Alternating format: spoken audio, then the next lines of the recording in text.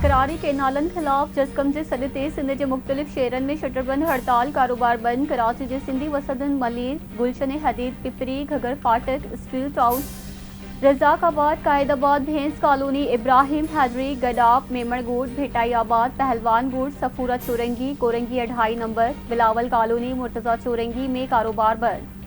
हैदराबाद लड़काड़ो दादू बदीन कंबर हायपुर सखर रोहिड़ी छटो धाबेजी घोड़ाबारी मिपुर साकरो घारो सिजावल नवाबशाह काजी अहमद सकरन हाला बाडे दड़ो दरिया खान मरी जाम साहब कुम कंदकोट कड़ियो खबर कोट लालू मेहर मीरो खान मिठियाणी नसीराबाद फंडेदन खरी मीरवा ॿियनि शहरनि में भी कारोबार बंद। सामारो मनड़ो झोक शरीफ घोड़ाबारी भिटशाह सगियू बाडे अमुनाबाद बांदी चोहर जमाली फकीराबाद मीरपुर बठोरो पिंगरियो कुबो सईद खान रतोदेरो ठरी मीरवा टंडो बागो वगण तंगवाणी सन डोकरी मोजो दड़ो करूंडी मातली ठुल नुशर फिरोज मोरो रानीपुर गंबट खोड़ा रतोदेरो टंडो गुलाब हैदर टंडो मोहम्मद खान मातली पुलजी स्टेशन हालाड़ी समेत ॿियनि शहरनि में भी तकरारी केनालन खिलाफ शटरबंद हड़ताल एहतजाजी मुज़ाहिरा करे धरड़ा खया विया।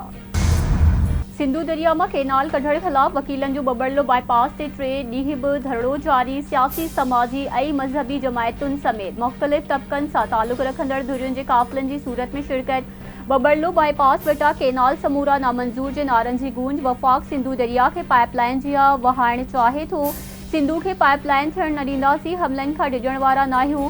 जेसीं ताईं वफ़ाक़ केनालनि वारो मनसूबो वापसि न वठंदो तेसीं ताईं घर न वेंदासीं। बबड़लो धरड़े की अगवाड़ी कंदड़नि कराची बार के सदर आमिर बराई जो खिताब। धरड़े सबब पंजाब तरफ ईंदड़ वेंदड़ ट्रैफिक गुज़िरियल 3 ॾींहनि खां बंद। सामान सां भरियल हज़ारे गाड़ियूं क़ौमी शाहरा ते भेजी वियूं।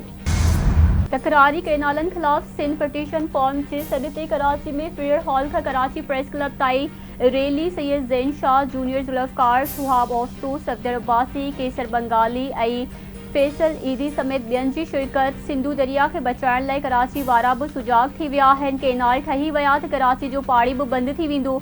अॻुवाणनि जो चवणु आहे त वफ़ाक़ जी सिंध दुश्मन मनसूबनि खे कंहिं भी सूरत में क़बूल नथो करे सघिजे।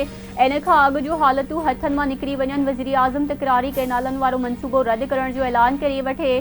बदीन में क़ौमी अवामी तहरीक जो मार्च वॾे अंग में कारकुननि जी शिरकत। अयाज़ लतीफ़ वलीजे जो चवणु आहे त वफ़ाक़ पंजाब ऐं इरसा पारां सिंध सां नाइंसाफ़ियुनि जो सिलसिलो जारी आहे। सिंध जो अवाम अमन ऐं तरक़ी चाहे थो। मथनि ॿीहर नओं तजुर्बो न कयो वञे। वफ़ाक़ी हुकूमत आर्ज़ी मुफ़ादनि ख़ातिर फेडरेशन के नुक़सान पहुचाइण खां पासो करे। वज़ीर आज़म के सलाहकार राणा सनाउल्लाह जो सिंध के सीनियर सूबाई वज़ीर शर्जील इनाम मेमण सां फ़ोन ते राब्तो। मुलाक़ात करे केनाल मसइले खे ॻाल्हियुनि ज़रिए हल कयो वेंदो। ॿिन्ही अॻुवाणनि में इत्तेफ़ाक़। राणा सनाउल्लाह जो चवणु आहे त केनालनि जे मामले ते सिंध सां ॻाल्हियुनि लाइ तैयार आहियो। वज़ीर आज़म शहबाज शरीफ ऐं नवाज़ शरीफ हिदायत कई आहे त सिंध जा ख़दशा ख़त्म कया वञनि। सीनियर सूबाई वज़ीर जो चवणु आहे त सिंध जा ख़दशा ख़त्म कया वञनि। सीनियर सूबाई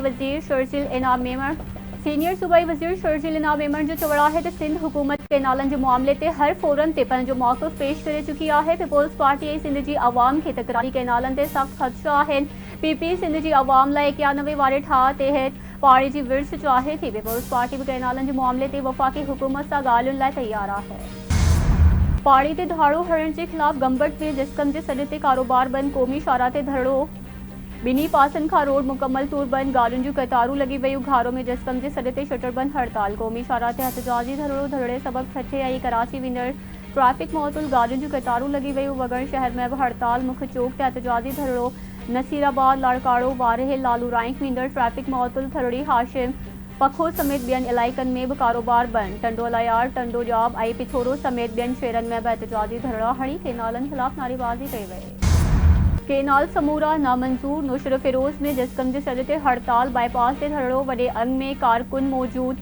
ट्रैफिक रवानी मुतासिर। काजी अहमद में तकरारी केनालनि खिलाफ नेशनल हाईवे ते धरड़ो। Road block. क़ौमी शाहरा ब्लॉक थियण सबब पंजाब वेंदड़ गाड़ियुनि जूं कतारूं लॻी वयूं। मछियारी में भी जसकम के सॾ ते कारोबार बंद रखण बाद क़ौमी शाहरा ते धरड़ो। Road block. रतुदेरो में शेरुनि पारां तकरारी केनालनि खिलाफ बाईपास वटि इंडस हाईवे ते धरड़ो जारी। सिखरन में भी हड़ताल करण बाद जसकम पारां क़ौमी शाहरा ते धरड़ो है वियो।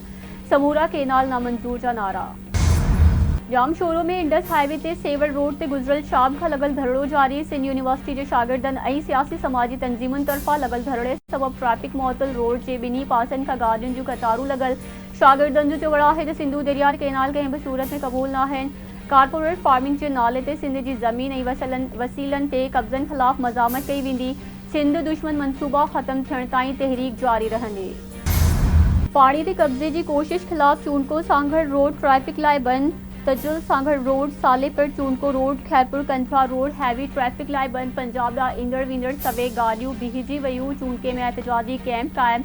जसकम तरफ़ां लॻायल एहतजाजी कैंप में वॾे अंग में कारकुन शरीक।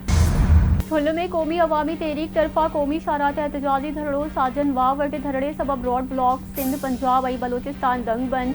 गाॾियुनि जूं कतारूं लॻी वयूं। क़ौमी अवामी तहरीक जे सॾ ते कैन शाह में तकरारी कैनालनि ख़िलाफ़ एहतजाजी रैली। कैनाल समूरा नामंजूर जा उभिरारींदड़ नारा। अॻवाणनि जो चवणु आहे त जेसीं ताईं सिंध जे वसीलनि ते धाड़ा ख़त्म न थींदा तेसीं ताईं जदोजहद जारी रहंदी। दरिया ते धाड़े ख़िलाफ़ सिंध जे नंढनि वॾनि शहरनि में एहतजाज जो सिलसिलो जारी। तकरारी कैनालनि ख़िलाफ़ गुड्डू वेझो 3 ॾींहनि खां चइनि ई सूबनि जे दंग डेरा मोड़ वटि वकीलनि पारां लॻल धरड़ो ख़त्म थियो वियो। धरड़ो ख़त्म थियण बाद हज़ारे फाथल गाॾियूं मंज़िल ॾांहुं रवानियूं थी वयूं। अॻवाणनि जो चवणु आहे त हाणे धरड़ो शिकारपुर में लॻायो वेंदो। जामशोरो भरिसां सिंधु दरिया जे पेट में सिंधु वहंदो रहंदो जे सिरे हेठि मुशाइरो। हैदराबाद आर्ट्स काउंसिल जी मेज़बानी हेठि मुशाइरे में शाइरनि, अदीबनि, लेखकनि ऐं सहाफ़ियुनि जी शिरकत। ॾात धड़नि तरफ़ां ॿेड़ियुनि में सवार थी सिंधु दरिया खे भेटा पेश। शाइरनि पारां नक़ोर तख़लीक़ूं पेश करे सिंधु सां उत्साह मोहब्बत जो इज़हार। मशहूर कलाम सिंधु वहंदो रहंदो जे सिरझार डॉक्टर इसहाक़ समेजो जो चवणु आहे त अॼोको मुशाइरो तकरार कैनालनि ख़िलाफ़ जारी तहरीक जो हिसो आहे। अॼोको मुशाइरो अवामी जदोजहद खे हथी ॾियण में मददगार साबित थींदो। ॿारनि जे महफ़ूज़ मुस्तक़बिल लाइ पोलियो जो ख़ात्मो ज़रूरी आहे। हुकूमत मुल्क मां पोलियो जे मुकमल ख़ात्मे लाइ पुरज़म आहे। जमाए हिकमत अमली ऐं गॾियल कोशिशुनि सां मुल्क मां पोलियो जो ख़ात्मो करणो आहे। वज़ीर आज़म शहबाज़ शरीफ़ जो पोलियो जे ख़ात्मे लाइ क़ौमी मुहिम जे इफ़्तिताही तक़रीब खे ख़िताब। संदसि चवणु आहे त पोलियो ख़िलाफ़ मुहिम कामयाब बणाइण लाइ वालिदैन खे सहकार करणु घुरिजे ऐं मुआशिरे जा समूरा तबक़ा पोलियो जे मूज़ी वायरस जे ख़ात्मे में पंहिंजो किरदारु अदा कनि। आलमी भाईवारनि जे सहकार खां सवाइ पोलियो जे मूज़ी वायरस जो ख़ात्मो मुमकिन नाहे। गॾियल अरब इमारातुनि जो नाइब वज़ीर आज़म ऐं परॾेही वज़ीर शेख अब्दुल्ला बिन ज़ैदुल नहयान अॼु खां 21 अप्रैल ताईं पाकिस्तान जो सरकारी दौरो कंदो। परॾेही तर्जुमान मौजूदु ही आला सतही दौरो पाकिस्तान ऐं गॾियल अरब इमारातुनि विच में बिरादराणनि लाॻापनि जी अकासी करे थो।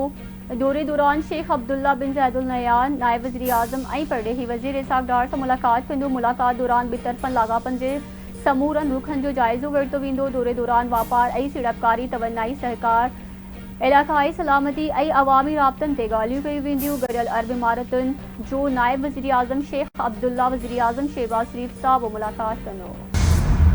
सिंध हुकूमत पारां ट्रैफ़िक कानून जी भञकिड़ी कंदड़नि ख़िलाफ़ क्रैकडाउन जारी। सीनियर सूबाई वज़ीर शौर्जिल इनाम मेमण जो चवणु आहे त फैंसी नंबर प्लेट्स, रंगीन शीशा ऐं ॿियनि गैर क़दमनि ख़िलाफ़ कार्रवाइयूं कयूं वयूं। 308 ॻरियूं ऐं हल्कियूं गाॾियूं ज़ब्त कयूं वयूं। हिन वक़्त ताईं कुल 17,980 मोटरसाइकिल ज़ब्त कयूं वयूं। 203 गाॾियुनि जी रजिस्ट्रेशन आर्ज़ी तौर मुअतल करे कुझु शर्तुनि ते छॾियो वियो। शर्तुनि में टेक्निकल बहितरी, फिटनेस सर्टिफिकेट हासिल करणु ऐं ॿिया शामिल आहिनि। ट्रैफ़िक ज़ाब्तनि जी भञकिड़ी सिर्फ़ मामूली ॾोह न पर इज्तिमाही सलामती लाइ ख़तरो आहे। बिना के फ़र्क़ जे कार्रवाई जारी रहंदी। कानून जी भञकिड़ी कंहिं बि सूरत में बर्दाश्त न कबी। ही मुहिम सिर्फ़ शुरूआत आहे। ईंदड़ ॾींहनि में वधीक सख़्त क़दम खंया वेंदा। शहरी कानून लागू कंदड़ इदारनि सां मुकमल ताउन कनि ऐं गैर कानूनी सरगर्मियुनि खां पासो कनि। पीपी चेयरमैन बिलावल भुट्टो ज़रदारी जो ईस्टर त्योहार जे मौक़े ते मसीही बिरादरी जे नाओ पैगाम। सॼी दुनिया जी मसीही बिरादरी खे बि ईस्टर जूं मुबारकूं ऐं नेक ख़्वाहिशुनि जो इज़हार। बिलावल भुट्टो ज़रदारी जो चवणु आहे त मसीही बिरादरी हमेशह मुल्क जी तरक़ी ऐं समाजी ख़िदमतुनि में अॻिरी रही आहे। तालीम, सिहत, दिफ़ा, अवामी ख़िदमत जे शोबनि में मसीही बिरादरी जूं ख़िदमतूं वाखाण जोॻियूं आहे।